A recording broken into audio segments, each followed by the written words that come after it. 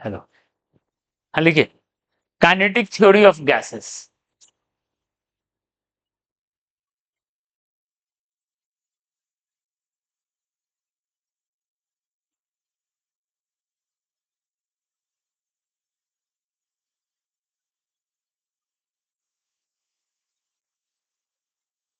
ठीक है। Kinetic theory of gas, ध्यान दो। थर्मोडायनेमिक्स में हम लोग जो गैस का प्रॉपर्टी पर है, ठीक है, वो सारा मैक्रोस्कोपिक प्रॉपर्टी था, not micro. Macro, MACRO, macro मतलब पूरे सैंपल का प्रॉपर्टी, प्रेशर, टेम्परेचर और उसका एक equation PV equal to nRT पे सारा बेस्ड था। ठीक है। अब हम लोग क्या करेंगे, उस मैक्रोस्कोपिक प्रॉपर्टी कहां से आया उसको रिलेट करेंगे माइक्रोस्कोपिक प्रॉपर्टी से। मतलब अब मॉलिक्यूल पे वापस चले जाएंगे कि मॉलिक्यूल के किस बिहेवियर की वजह से प्रेशर सैंपल का आ रहा है, क्यों टेम्परेचर ऑफ सैंपल। ठीक है। तो अब हम लोग ये थ्योरी से हम लोग macroscopic properties of sample is related with microscopic property of molecule,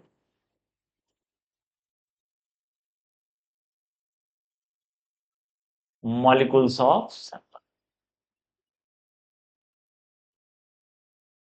और जो थ्योरी इसको रिलेट करता है उसको कहते हैं काइनेटिक थ्योरी ऑफ गैस।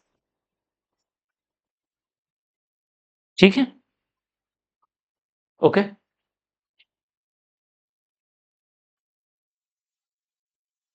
मतलब हम लोग ये देखेंगे pressure of sample.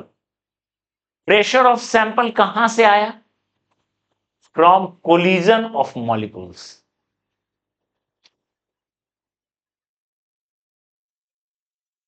With wall. Wall के साथ कोलिजन से आया। ठीक है। टेम्परेचर ऑफ सैंपल किससे रिलेटेड है, average kinetic energy of one molecule. एक मॉलिक्यूल के काइनेटिक एनर्जी से रिलेटेड है सैंपल का टेम्परेचर। एक है माइक्रोस्कोपिक और एक है मैक्रोस्कोपिक। तो हम ये रिलेशन समझेंगे और इसी सेक्शन का नाम है काइनेटिक थ्योरी ऑफ गैस। ठीक है। इसके कुछ पोस्टुलेट्स हैं, मतलब इस थ्योरी को समझने के लिए कुछ पोस्टुलेट्स हैं।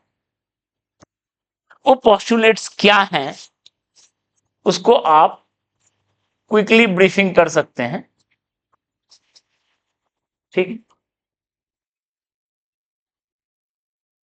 एक पोस्टुलेट ये है कि गैस का जो मतलब सैंपल का जो कंटेनर है, जिस कंटेनर में गैस है, और मॉलिक्यूल्स का वॉल्यूम, मॉलिक्यूल्स मान लो 10 मोल है, तो 10 मोल को मिला दो एक जगह, वो जितना वॉल्यूम ऑक्यूपाई करेगा। और सैंपल का जो वॉल्यूम है, तो सैंपल का वॉल्यूम बहुत लार्ज है in comparison of volume of molecules. ठीक है।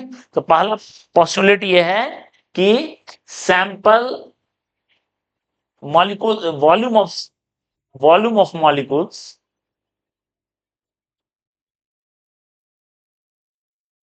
is very large, very small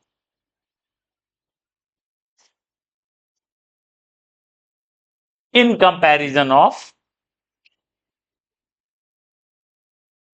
volume of container।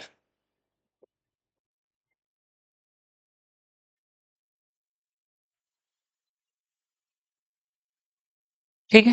ये एक postulates.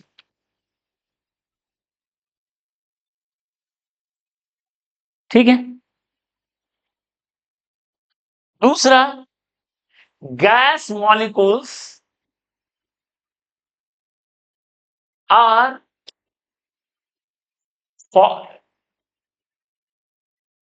Gas molecules follow Newton's law.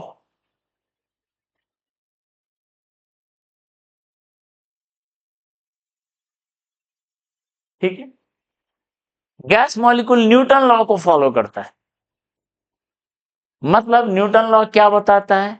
Change in momentum per unit time क्या बताता है? Force.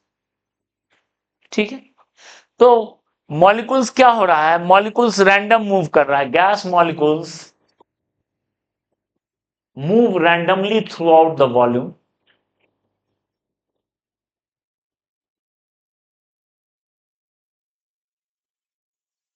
Through out the volume. ठीक है, collide with wall,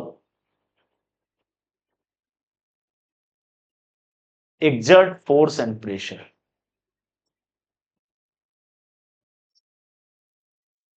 gas molecule जो है वॉल से टकरा रहा है, बिल्कुल जैसे कोई ऑर्डिनरी बॉल टकराता है वॉल से, उसका मोमेंटम चेंज होता है, उससे फोर्स एग्जर्ट करता है, प्रेशर एग्जर्ट करता है, मतलब पूरा न्यूटन्स लॉ को फॉलो करता है। ठीक है, और ये रैंडमली मूव कर रहा है, कोई डायरेक्शन बायस नहीं है कि ये एक तरफ ज्यादा मॉलिक्यूल चला एक तरफ कम चला, नहीं, ऐसा नहीं होगा। हर तरफ गैस के मॉलिक्यूल के मूव करने का प्रोबेबिलिटी इक्वल है। ठीक है, ठीक है, in fact it is most random state of sample. ये हायर थर्मोडायनेमिक्स में पढ़ोगे, अगर थर्मोडायनेमिक्स है, ठीक है, तो वहां देखोगे ये कितना यूनिक चीज है।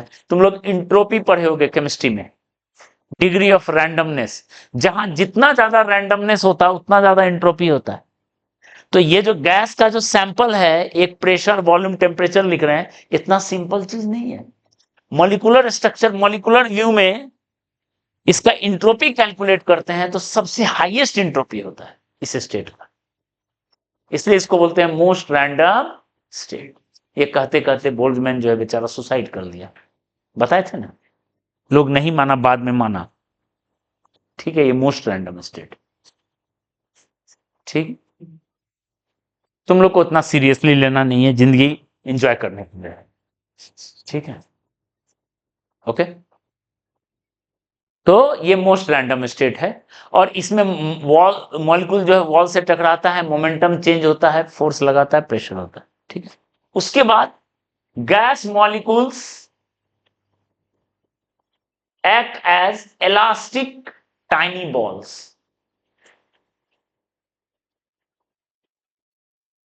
They don't lose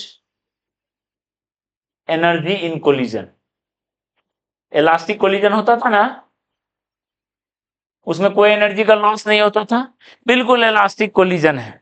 मतलब अगर कोई एम मास का है, यू स्पीड से टकराया वॉल से, तो यू स्पीड से वो लौट जाएगा। ठीक है,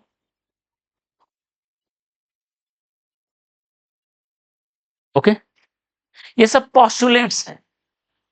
इस पॉस्टुलेट्स के बेस पे ही हम माइक्रोस्कोपिकली देखेंगे और मैक्रोस्कोपिक बिहेवियर को मिल जाएगा हम लोग को।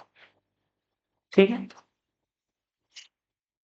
उसके बाद जो मोस्ट रैंडम स्टेट है, मोस्ट रैंडम स्टेट है, उसको समझने के लिए एक और तरीका ये समझ सकते हो, मोस्ट रैंडम स्टेट है उसको समझने के लिए एक और पॉस्टुलेट बताते हैं। ठीक है, जैसे मान लो 10 मोल, एक एग्जांपल बताओ, 10 मोल है, 10 मोल में कितना मॉलिक्यूल होगा? 6.023 इंटू 10 पावर 23, एक मोल में है, एक 10 मल्टीप्लाई 24, 10 टू द पावर 24, समझ रहे हो कितना मॉलिक्यूल? ठीक है, ओके, तो रैंडम मोस्ट रैंडम स्टेट ऐसा है कि मान लो गैस सैंपल में तुम 1 सेंटीमीटर क्यूब का कोई वॉल्यूम पकड़ लिए, किसी भी तरीके से हम 1 CM क्यू का वॉल्यूम को ऑब्जर्व कर रहे हैं, तो किसी भी वक्त, अब गैस तो रैंडमली मूव कर रहा है, उस CM क्यू वॉल्यूम में ढेर सारा मॉलिक्यूल इंटर कर रहा होगा, ढेर सारा मॉलिक्यूल निकल रहा होगा।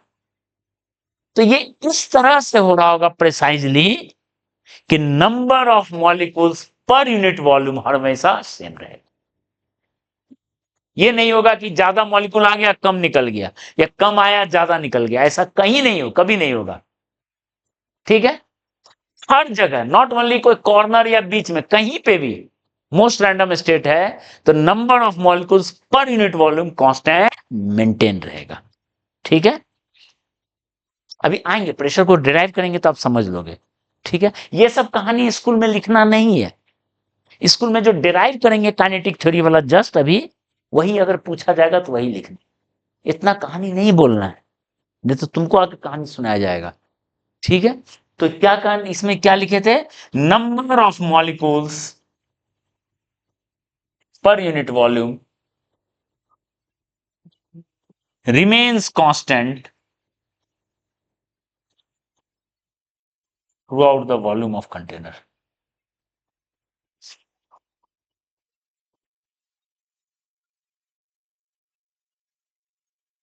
ठीक है,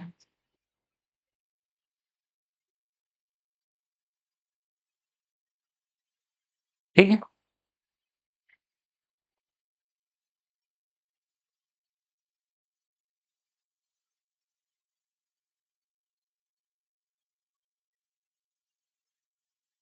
क्लियर है, ये सब पोस्टुलेट समझ में आ रहा है। ओके, अच्छा, मोस्ट रैंडम स्टेट का ये कंक्लूजन। ठीक है,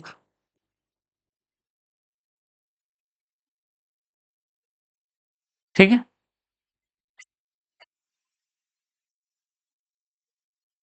मोस्ट रैंडम स्टेट में कोई डायरेक्शन बायस नहीं है, ऐसा नहीं होगा कि एक्स एक्सिस की तरफ ज्यादा मॉलिक्यूल जाना होगा, वाई एक्सिस और जेड से ना। मान लो कि एट पर्टिकुलर कोई वॉल्यूम लिए, उसमें 10 लाख मॉलिक्यूल या 9 लाख मॉलिक्यूल है, तो प्रिसाइजली 3 लाख जो है एक्स की तरफ जा रहा होगा, 3 लाख वाई की तरफ, 3 लाख जेड की तरफ। इनफैक्ट रैंडम भी होगा तो उसका जो कंपोनेंट होगा सेम आएगा। ठीक है, तो मोस्ट रैंडम स्टेट ये है। अच्छा, अब what about speed of molecules, क्या पूरे सैंपल में मॉलिक्यूल एक ही स्पीड से चलना हो, नहीं, ऐसा पॉसिबल नहीं है। एक स्पीड से चले तो ये मोस्ट रैंडम स्टेट एक्वायर ही नहीं करेगा। ठीक है, स्पीड का डिस्ट्रीब्यूशन होगा, जैसे मान लो 10⁻24 मॉलिक्यूल्स, बहुत ज्यादा मॉलिक्यूल है, तो हो सकता है 1 लाख मॉलिक्यूल का स्पीड 1 मीटर पर सेकेंड हो, 1 लाख मॉलिक्यूल का 1.5 मीटर पर सेकेंड हो, 1 लाख मॉलिक्यूल का 2 मीटर पर सेकेंड हो। मतलब इस टाइप का हर स्पीड डिस्ट्रीब्यूटेड है। N1 मॉलिक्यूल्स के पास V1 स्पीड है, N2 मॉलिक्यूल के पास V2 स्पीड है, N3 मॉलिक्यूल के पास V2 स्पीड है, और इस तरह का डिस्क्रीट कंटिन्यूअस डिस्ट्रीब्यूशन है। ठीक है, मतलब स्पीड ऑफ मॉलिक्यूल्स हम लिख सकते हैं, speed of molecules vary from almost zero to speed of light. Obvious speed of light से अधिक तो नहीं हो सकता है किसी का, जीरो से स्पीड ऑफ लाइट के बीच हर पॉसिबिलिटी है मॉलिक्यूल मिलने का। ठीक है, जहां N1 molecules where these speeds are distributed among sample of molecules like see देखो N1 मॉलिक्यूल्स, उसका स्पीड V1 उसका स्पीड, N2 मॉलिक्यूल्स हैं उसका स्पीड V2, N3 मॉलिक्यूल्स हैं उसका स्पीड V3, इस तरीके से चलता रहेगा, चलता रहेगा। मतलब एक नंबर है मॉलिक्यूल का, उसके पास ये स्पीड है, एक नंबर ऑफ मॉलिक्यूल है उसके पास ये स्पीड है, एक नंबर ऑफ मॉलिक्यूल है उसके पास ये स्पीड है। मतलब पॉसिबिलिटी है V1 घटते घटते जीरो हो जाए, कुछ ऐसा, जीरो मतलब ऑलमोस्ट जीरो कुछ मॉलिक्यूल का हो जाए। हाँ, अपना वेलोसिटी एक्सचेंज करेगा, इलास्टिक है। ठीक है, इस तरीके से है। ओके, ये दिखने में लग रहा है डिस्क्रीट डिस्ट्रीब्यूशन, ये कंटिन्यूअस डिस्ट्रीब्यूशन है।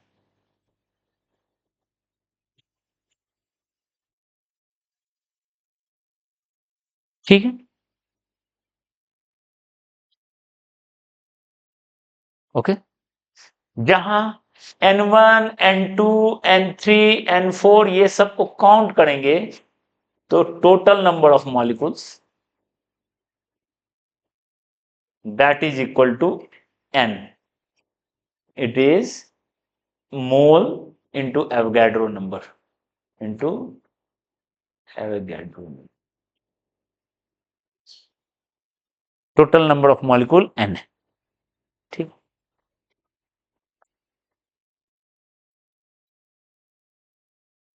ओके, ठीक है।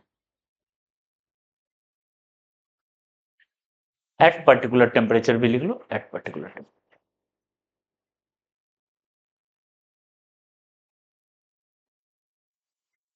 ठीक है। ऐसा डिस्ट्रीब्यूशन है।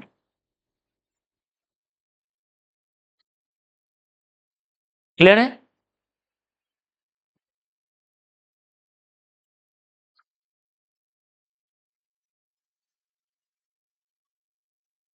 एज टेम्परेचर इंक्रीजेस तो होगा क्या, ध्यान दो, और उसको हम लोग ग्राफ से भी समझ लेंगे। टेम्परेचर बढ़ेगा तो होगा, तो हमारा इंट्यूशन बोलता है, ध्यान दो, टेम्परेचर बढ़ाने पर गैस और फास्ट मूव करने लगेगा, गैस का मॉलिक्यूल,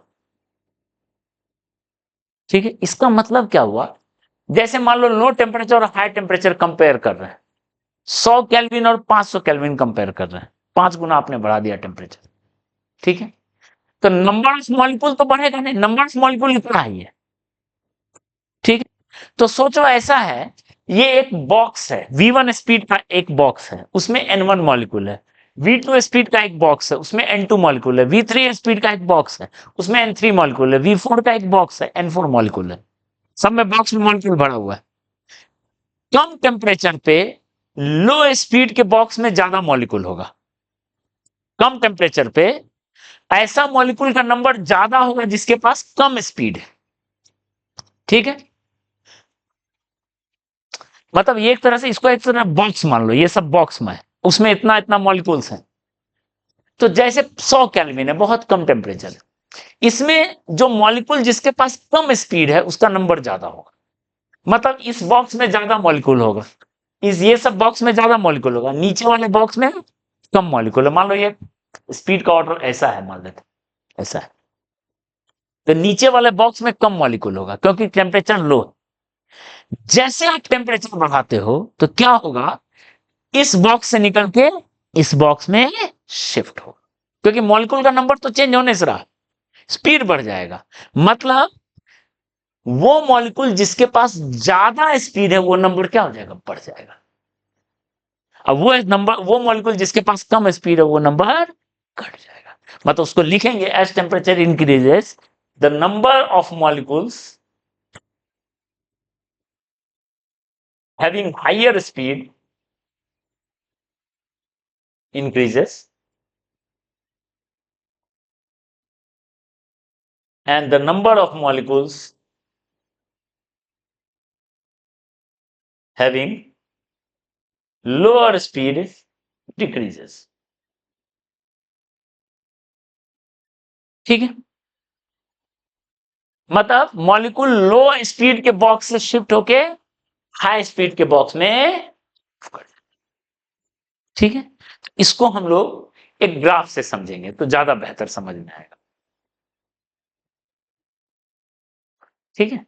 इसको हम लोग एक ग्राफ से समझेंगे, ज्यादा समझ में आएगा।